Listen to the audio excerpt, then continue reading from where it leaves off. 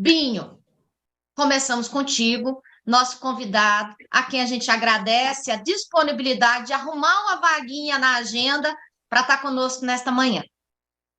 Obrigado, Miriam. É um prazer enorme estar aqui com vocês, de que é um grupo muito grande, todos interessados no debate do relatório de transição, todo mundo ansioso para a chegada de um novo governo, e esse encontro sobre as questões centrais do relatório da educação aqui no Fórum, ele é extremamente importante. Bem, eu quero começar falando que o GT da educação foi provavelmente o mais desafiador dos 32 GTs, sem dúvida nenhuma.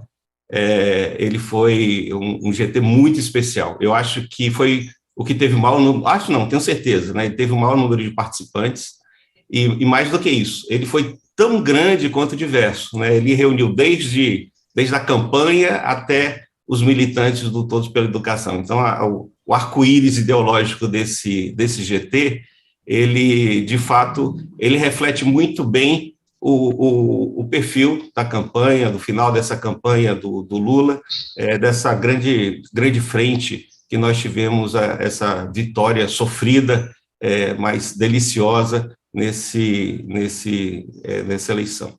Então, na minha opinião, o GT ele reproduziu muito bem, ele traduziu muito bem essa composição, e é muito importante que esse grupo aqui do Fórum, que está discutindo, veja também o relatório dessa maneira, né? Esse é um relatório que reuniu um amplo espectro ideológico de diversas posições, e que não só teve dentro dele mais de 60 pessoas debatendo, discutindo, mas ele também teve a proeza de reunir mais de 80... Esse grupo, ele conseguiu reunir com mais de 80 instituições. E, para vocês terem uma ideia, nós recebemos mais de 200 relatórios por escrito. Então, não foi fácil transformar todas essas contribuições, realizar um debate num bom nível, com toda essa diversidade, e entregar ao Gabinete de Transição um relatório que tivesse qualidade e que, de fato, ajudasse esse início de governo, né? Acho que no final desse debate intenso, por vezes, claro, bastante tenso, e isso foi bastante salutar, ele foi muito, muito rico e fraterno, né? Eu acho que esse aspecto precisa ser ressaltado, que ele foi um debate muito intenso, mas num alto nível, né? Num alto nível de qualidade, com bons resultados. E o relatório, ele espelha isso, né? Sem dúvida nenhuma, ele espelha, e conseguiu, com isso, registrar todas as opiniões. Desde o começo, quando assumi a relatoria, eu falei que todas as opiniões divergentes seriam valorizadas e seriam incluídas, registradas no relatório. Então, é um relatório que dá conta desse grau de diversidade no campo que apoiou o presidente Luiz Inácio Lula da Silva, né? Então, sem dúvida, a futura gestão do MEC vai ter nas mãos uma matéria-prima muito importante. E, na minha opinião, não só para os 100 dias, né? Ele traz o panorama, uma visão panorâmica de um Ministério da Educação que não é qualquer ministério. O Ministério da Educação não é o Ministério da Pesca, né? É um ministério gigante, complexo, é um porta-aviões na esplanada, né? Não é simples entender. Eu que passei por 5 ministros quando estive no Ministério da Educação, eu sei o sofrimento de um ministro para entender o Ministério da Educação. Alguns chegam a sair do Ministério sem conseguir entender como ele funciona.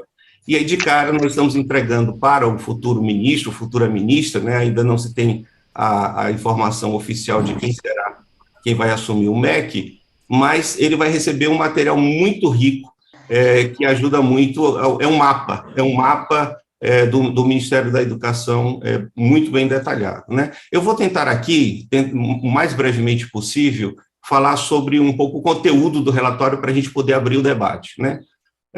Como vocês sabem, o relatório ele teve um roteiro muito fixo, igual para os 32 GTs, né? Podia ser para o Ministério do Meio Ambiente ou o Ministério da Educação, era o mesmo roteiro, né? Introdução, balanço, medidas prioritárias, gestão, suporte, os colegiados, participação social, pontos de alerta, emergências orçamentárias, revogação de atos, ou seja, estrutura do Ministério, isso era um padrão. Então, a gente não podia ir além, porque vinha, inclusive, com tabelas fixas, tabelas de Excel para serem preenchidas, para que o Gabinete de Transição pudesse processar todos os ministérios da esplanada. Então, a gente trabalhou também dentro das limitações de um padrão de relatório. Na introdução e balanço dos programas, que é uma parte importante do relatório, claro, a gente falou do período que foi de 2003 a 2016, dos nossos governos, né, com programas com visão sistêmica, atendendo da creche à pós-graduação e todo o esforço que foi feito, a melhoria da educação que vocês conhecem muito bem. E depois a gente faz uma referência muito grande aos desmontes com o golpe de 2016 e tratamos, claro, do desastrado governo de 2019 a 2022, né, que todo mundo aqui acompanhou e sofreu na pele esses resultados, né? Falamos de falta de planejamento, descontinuidade de políticas, desarticulação com os sistemas de ensino, descaso com a própria rede federal, redução drástica de financiamento, incapacidade da execução orçamentária. É impressionante essa coisa da incapacidade da execução orçamentária. Mesmo com pouco dinheiro, eles não conseguiam gastar o pouco dinheiro que tinha. Era uma coisa impressionante, né? As omissões perante os desafios da educação em função de uma pauta ideológica de costumes, etc., etc., é tudo aquilo que vocês conhecem muito bem, e também, claro, falamos do balcão de negociações, dos indícios de corrupção desse ministério. Então, foi uma introdução e um balanço do programa que falou dos nossos governos comparando com a realidade que nós tivemos nos últimos 4 anos, especialmente, né? No balanço dos programas, a gente apresentou uma síntese dos programas e ações do governo Bolsonaro.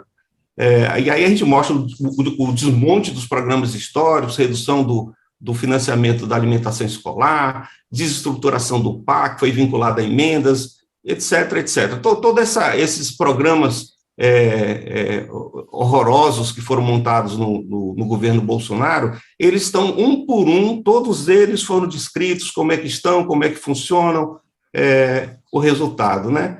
O que mostra que, de um modo geral, esse governo Bolsonaro, né, no MEC, trouxe iniciativas tardias, limitadas para poucos, desconectadas com as necessidades reais da educação nacional, assim, a prioridade para plataformas de educação à distância, para as escolas cívicos-militares, enfim, para programas desconexos da realidade e com efeito limitado e, muitas vezes,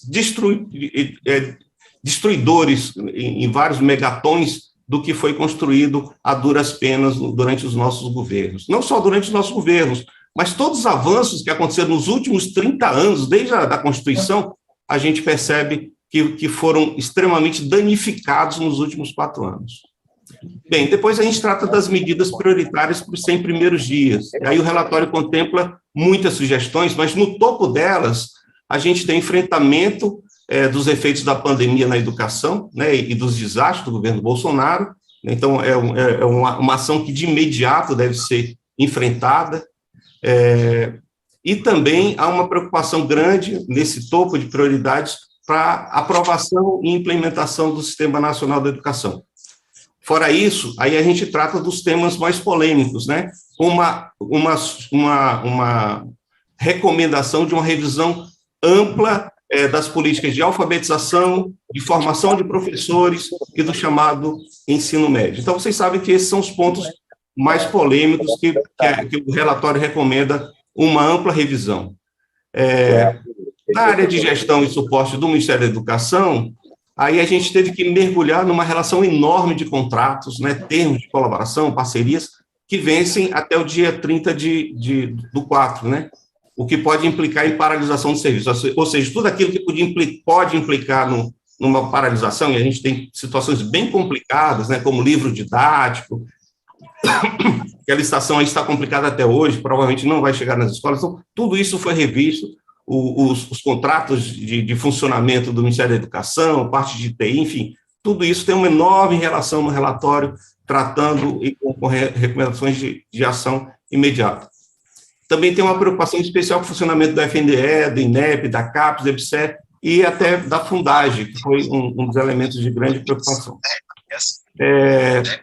E na parte de colegiados e participação social, o relatório apresenta sugestão de criação de vários comitês e comissões que foram, aliás, todas, né? Todos os comitês e comissões extintos em 2019, há uma recomendação de recriação, tem recomendação de redesenho de alguns e até a criação de novos colegiados. Então, há uma forte preocupação com a participação social no próximo Ministério da Educação. Então, revendo todos aqueles que foram extintos em 2019 e até a criação de novos.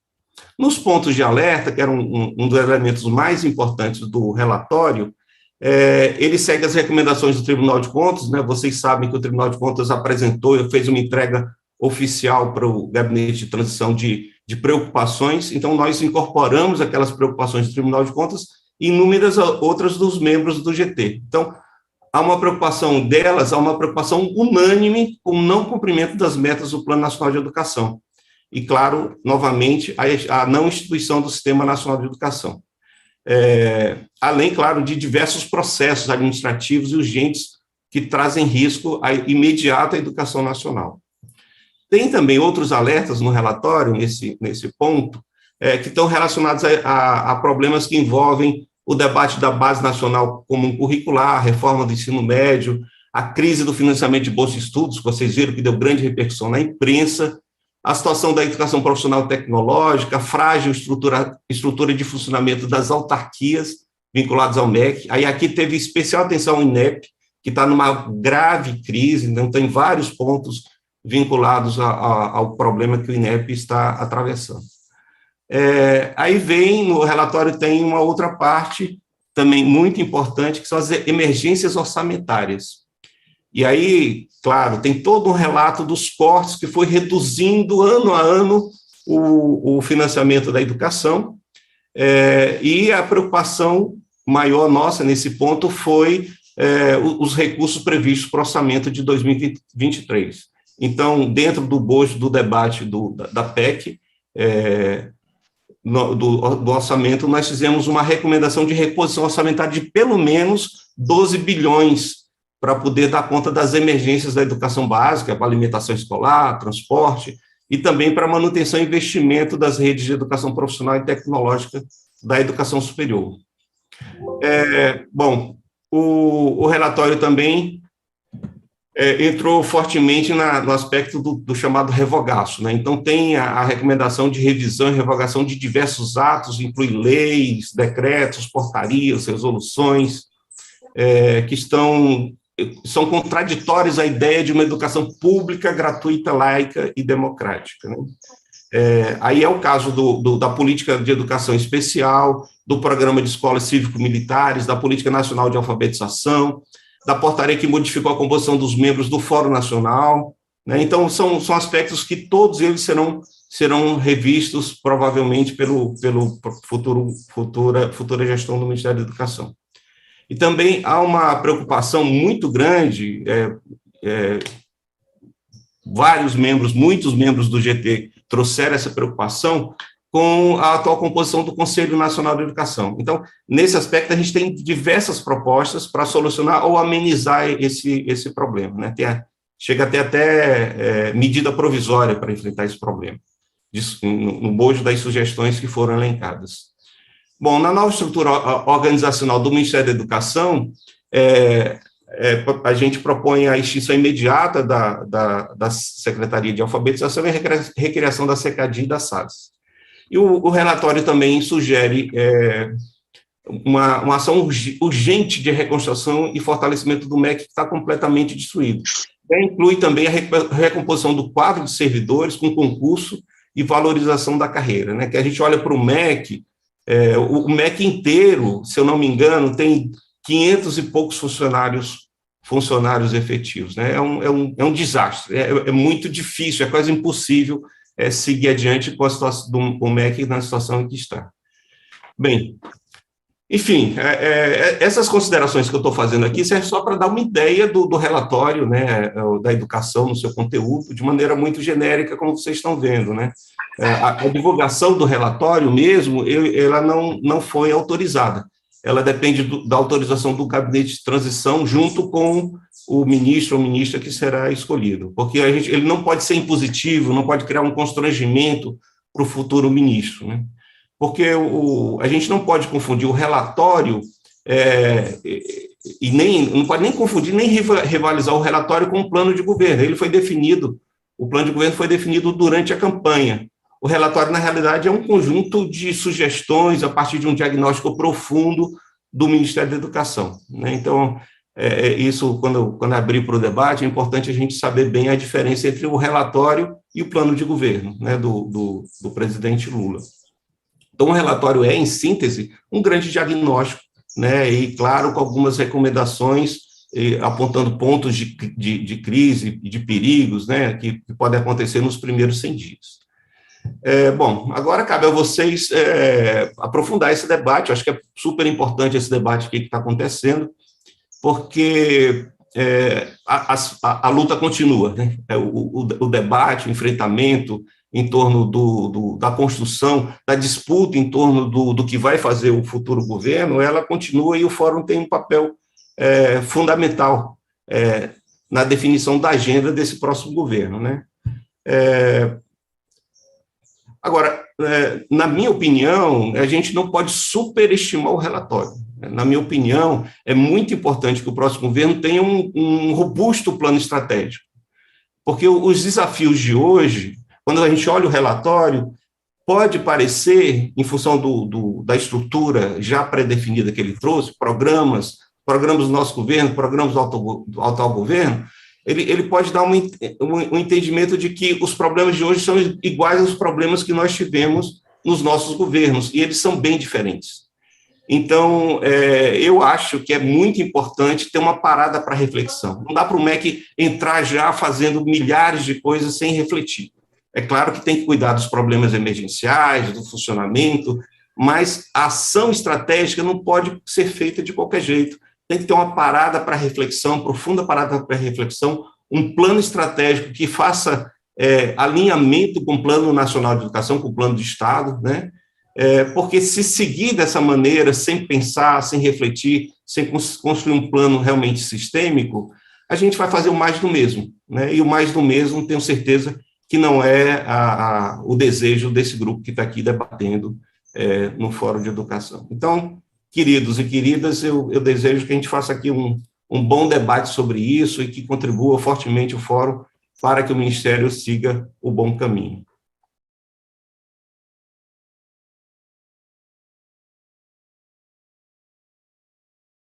Heleno, é com você, a palavra é sua. Obrigado, Miriam. Forte abraço para você. Quero desejar um bom dia a todas as companheiras, todos os companheiros. Bem-vindas e bem-vindos, né, aqui à sala do Zoom, do Fórum Nacional Popular da Educação, nesse seminário, né, que organizamos às pressas, estamos trazendo. E é importante que quem está participando aqui pelo Zoom mantenha seus microfones desligados, para não atrapalhar a escuta, né, dos demais companheiros e companheiras. Então, é importante essa atenção. E também a todos os companheiros e companheiras que estão nos acompanhando pelo Facebook do Fórum.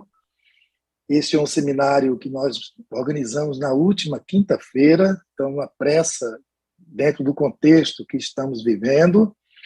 Queria também, como membro da coordenação executiva do Fórum, agradecer ao companheiro Binho Marques, né, pela disponibilidade de estar aqui conosco. O quanto foi importante, Binho, a sua fala mostra isso, porque eram muitas inquietações com relação ao relatório. Claro, todo mundo querendo ter o relatório em mãos, querendo fazer a leitura, fazer o debate. Você explicou aí todos os procedimentos e deu uma visão, né, da composição desse relatório, que era uma questão muito levantada aqui no grupo do Fórum Nacional Popular de Educação. E sua fala traz elementos importantes. Claro que vamos ter um tempo para ouvir as companheiras e companheiros, algumas dúvidas, alguns detalhes, e o Binho também possa nos trazer para a gente essas informações. Então, um forte abraço, minha companheira Madalena, companheira de executiva, companheira de GT, Carlos Abicalil também, que já entrou aqui, o Stório, que deve estar entrando também, a nossa deputada Rosa Neide, que vão estar na segunda mesa. E pelas falas, né, do Binho e da Madalena, companheiras e companheiros, fica claro para nós, né, que para os desafios, né, e prioridades do governo Lula, do futuro governo Lula, 2023 2026, nós temos dois macros desafios. O primeiro é essa reconstrução da educação pública em nosso país, desmontada pelo golpe de 2016, principalmente a emenda 95, e pelo governo Bolsonaro. Como o Binho e a Madalena já trouxe aqui diversos elementos e nós conhecemos muito bem essa situação porque enfrentamos, né, nesses últimos anos. Um segundo macro desafio que está posto para o governo Bolsonaro, para o governo Lula, 2023-2026, é o que a Madalena também fez destaque aqui. É o Brasil sair das amarras, das orientações da OCDE e do Banco Mundial, que são vivenciadas aqui pela Fundação Lehman e companhia. Por isso, a nossa mobilização, a nossa disputa pelo nome que vai ficar no Ministério da Educação. O seminário teve pressa em acontecer dentro desse debate. Não temos ainda a indicação oficial, mas é importante essa mobilização. Se o futuro governo Lula, de fato quer ser diferente, de fato quer enfrentar os desafios da educação brasileira, tem que sair das amarras das fundações privadas, do terceiro setor empresarial. Tem que sair. Isso é forte, esse é um macro desafio que está posto para a gente. Da forma como Lula conseguiu sair das amarras do FMI, Fundo Monetário Internacional. Se na economia o governo Lula no passado conseguiu sair das amarras das orientações do FMI, por que agora não nos desafiar a sair das amarras da economia, da OCDE? Por que na educação tem que ser ministro, tem que ser alguém ligado à economia? Por que não da própria educação, na sua formação específica? Nós estamos sendo orientados mundialmente e concentrando essas políticas nas mãos de poucos. Madalena falou aqui, os 5 que comandam aqui a setor privado da educação superior no Brasil são 5 empresas que mandam no mundo. A Fundação Lehman, quando quer interferir no Ministério, ao mesmo tempo está abrindo novas escolas na educação básica e faturando sobre isso. Os bilhões que a Fundação Lehman está colocando para impor a Base Nacional Comum Curricular é para ter retorno financeiro para eles, para continuar concentrando renda. Não queremos modelo exemplar educacional que continua concentrando renda, que continua colocando o município e o Estado no âmbito de desigualdade econômica, educacional e social terrível. Por isso, esse macro desafio tem que ser enfrentado. Para a educação básica, né, é importante que a gente dê conta do papel do Estado. O direito à educação não foi confirmado em nosso país. Ainda temos milhões e milhões de pessoas que são analfabetas. Então, o desafio da alfabetização continua posto para nós. O acesso à educação escolar básica continua como desafio. Garantir a permanência dos estudantes nas escolas continua desafiando o Estado brasileiro. A quantidade de pessoas com 18 anos de idade ou mais que não conseguiram concluir a educação básica está aí.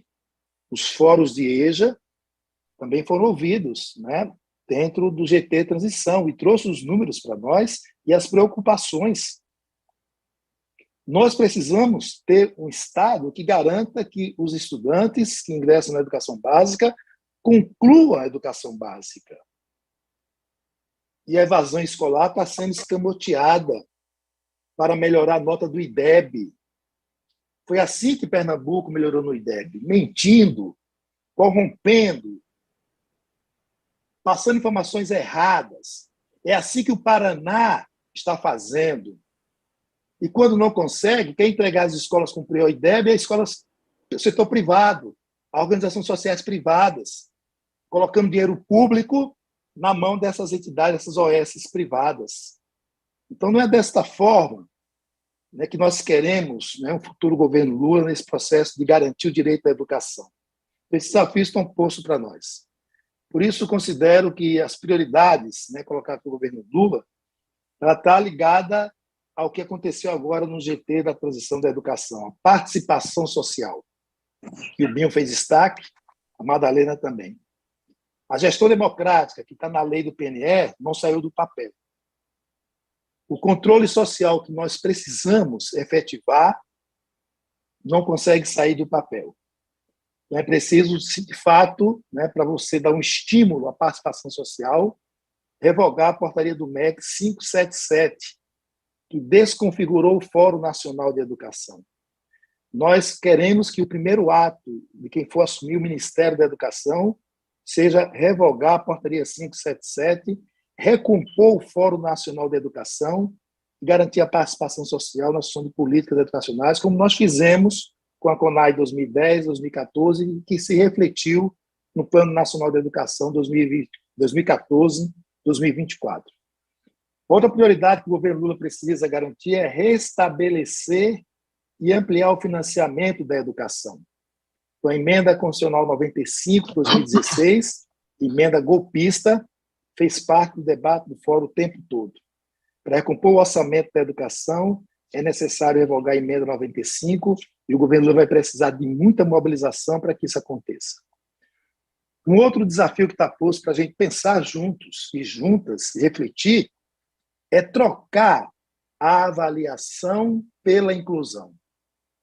Essa orientação da economia, da OCDE, do Banco Mundial, de estar avaliando, sem considerar as realidades que nós temos, as condições econômicas, estruturais, socioeconômicas dos nossos estudantes, é o que está destruindo a educação brasileira. É preciso avançar, é preciso trocar a avaliação pela inclusão, fortalecer o INEP como Instituto de Estudos e Pesquisas, e não colocar o INEP só para estar avaliando, né, da alfabetização, da educação infantil, todo o tempo todo.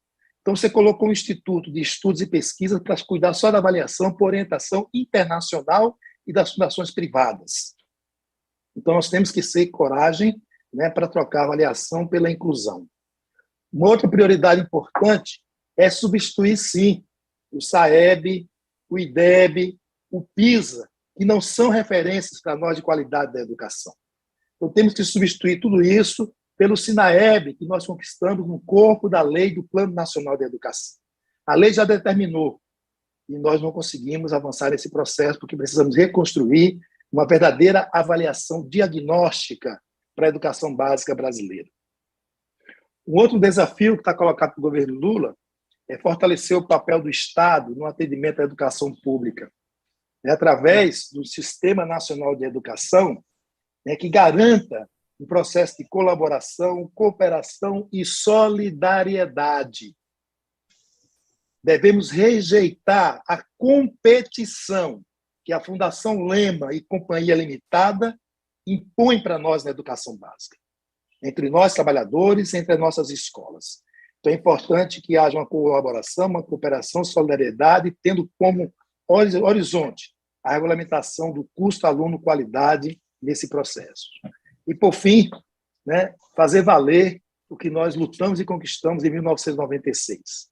26 anos que não conseguimos garantir o artigo 15 da Lei de Diretrizes e Bases da Educação Nacional, que diz que os sistemas de ensino devem assegurar às unidades escolares públicas de educação básica progressivo graus de autonomia pedagógica, administrativa e gestão financeira. Basta de querer impor o currículo com a Base Nacional Comum Curricular para nossas escolas. Temos que ser sujeitos desse processo, e queremos autonomia para isso.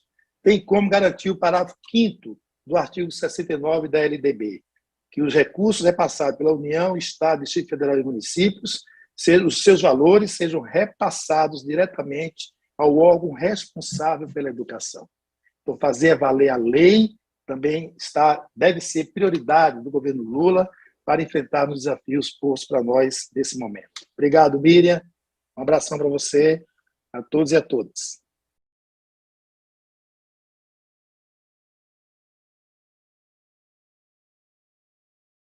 O GT, na realidade, ele foi um GT com uma discussão rica, ele teve, claro, um arco-íris, como eu falei, de posições ideológicas, né, da campanha ao todos, mas as organizações privadas, as fundações, etc., que estiveram muito presentes no primeiro dia da reunião, naquela primeira reunião que aconteceu em São Paulo, elas não acompanharam o GT, né, exceto todos que acompanham um pouco, a participação maior foram das entidades do fórum, né?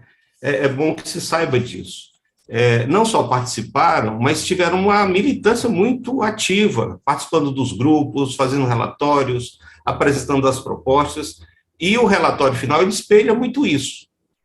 Então, muito do que foi dito aqui, do que foi falado aqui, está presente no relatório. Aqui não dá para descrever todo o relatório nos seus detalhes, mas o relatório ele espelha muito mais as posições do fórum, pela composição do GT e pela militância das pessoas que participaram dos debates dos grupos, do que qualquer outro posicionamento, né? Então, só primeiro para dar uma ideia geral de todas as falas que foram feitas aqui, grande parte está contemplada no relatório.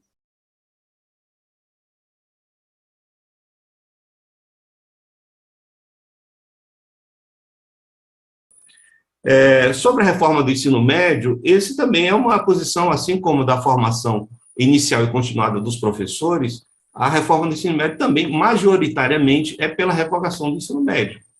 Isso está explicitado. Mas o GT não tem, nós do GT e eu como relator, não tinham poder de dizer tem que revogar o ensino médio. Tinha que dizer o seguinte, que a posição majoritária pela revogação do ensino médio, e tem aqueles que acham que não dá para revogar o ensino médio porque as redes estaduais e até mesmo a rede federal já caminha em bom sentido seguindo as orientações do novo ensino médio, que precisa, então, tem uma posição de uma releitura do chamado novo ensino médio e uma readequação. Então, como eu falei, todas as posições são colocadas, mas fica evidente aquelas que são majoritárias. Elas ficam evidenciadas pelo relatório, o que vai chamar a atenção e do ponto de vista da governabilidade. A governabilidade de quem vai assumir o ministério vai depender de como ele vai se articular, né, nesse mapa de organizações, nesse mapa político das organizações.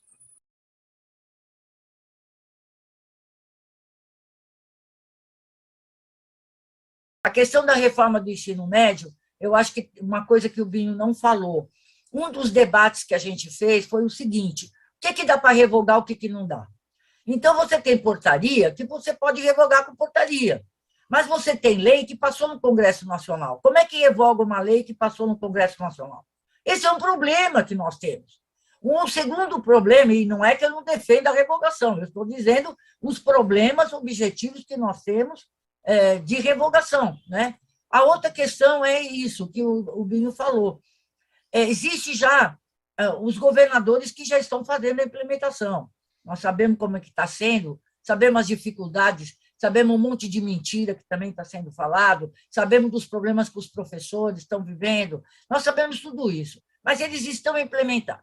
Então, uma das coisas que surgiu era a necessidade de se fazer uma reunião com os governadores, porque o MEC não fez nenhuma articulação federativa nesses últimos 4 anos. Para vocês terem uma ideia, nós fizemos uma reunião com a Secretaria de Educação Básica, o GT. Sabe o que eles disseram? Eles disseram assim, nós perguntamos, como é que está a avaliação de vocês com relação à implementação do novo ensino médio? Eles disseram assim, olha, nós não temos avaliação, nós pretendemos fazer uma reunião no dia 14 com os governadores. Ou seja, desde que foi elaborada essa lei, eles não têm controle de como que está sendo feito. Então, para vocês terem uma ideia das dificuldades. Então,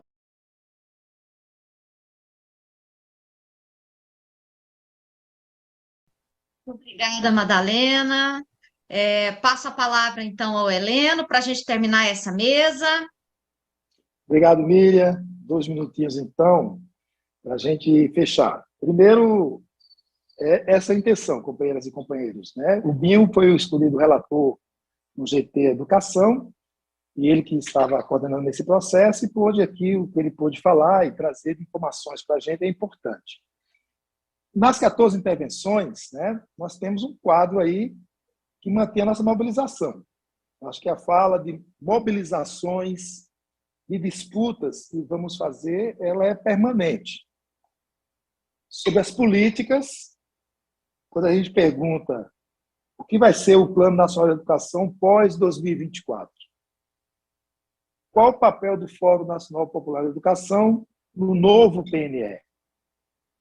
Então, o relatório, né, indica a possibilidade de revogar a portaria 577 e recompor o Fórum Nacional de Educação, Discutimos se vamos fazer uma nova CONAI, mas também precisamos entender que a CONAI de 2022 foi realizada e teve recursos públicos, então quem for assumir o ministério vai ter que avaliar se pode ou se não pode, porque senão vai repetir os gastos públicos numa mesma política. E a fala colocada aí, né, pelo Nelson, na ideia do Fineduca, assim, o PNE 2014-2024 não foi aplicado. E aí nós entramos em temas, em assuntos, né? A formação inicial e continuada está no Plano Nacional de Educação, que em 2015 deveríamos ter uma política nacional de formação para os profissionais da educação. Então, nosso debate vai além da formação de diretrizes para professores e professoras. Isso está no Plano Nacional de Educação. Então, esse é um ponto que a gente precisa manter esse debate.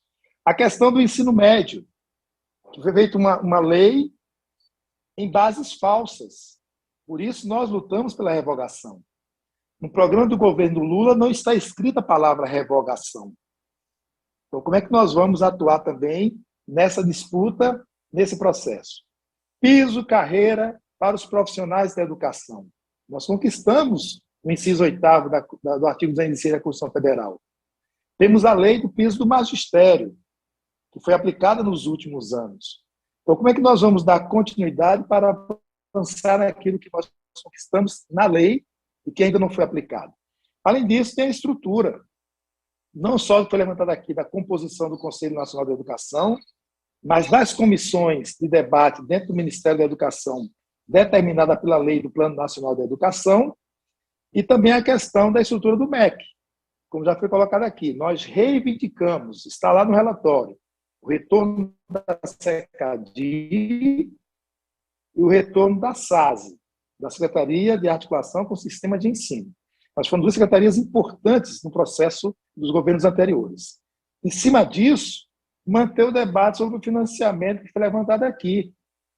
Fonte de recursos está no PNE, e não foi tirado do papel. Revogar a emenda 95 está no relatório, vamos ter que fazer valer. Regulamentar o custo aluno-qualidade está no PNE. Como é que nós vamos avançar nesse processo? Então, são elementos que nós colocamos aqui nas políticas, os temas, na estrutura, que vai precisar manter nossa mobilização. A ideia do Fórum Nacional Popular da Educação foi a gente fazer esse debate aqui hoje, vamos continuar agora nessa mesa seguinte, e claro que cada ponto desse, cada assunto, vamos estar articulados. Uma decisão nós já tomamos no passado, né, com a CONAP.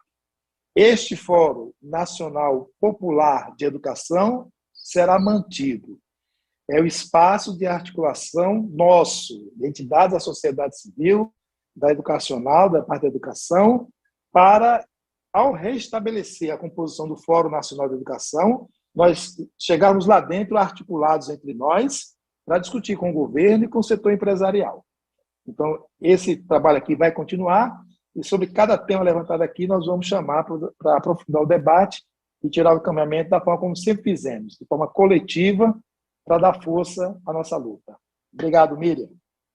Obrigada, Heleno. Obrigada, Madalena, mais uma vez. Eu quero terminar com Conceição Evaristo, para poder, né, trazer para nós aqui, 20 de dezembro desse ano, o que nos mobiliza, como diz o Heleno, para 2023. É um conto de olhos d'água, é o último parágrafo do livro, que eu recomendo muitíssimo a leitura. A Conceição diz assim: mas a Ioluvá, alegria de nosso povo, e sua mãe, Bamidele, a esperança, continuam fermentando o pão nosso de cada dia. E quando a dor vem encostar-se a nós, enquanto um olho chora, o outro espia o tempo procurando a solução.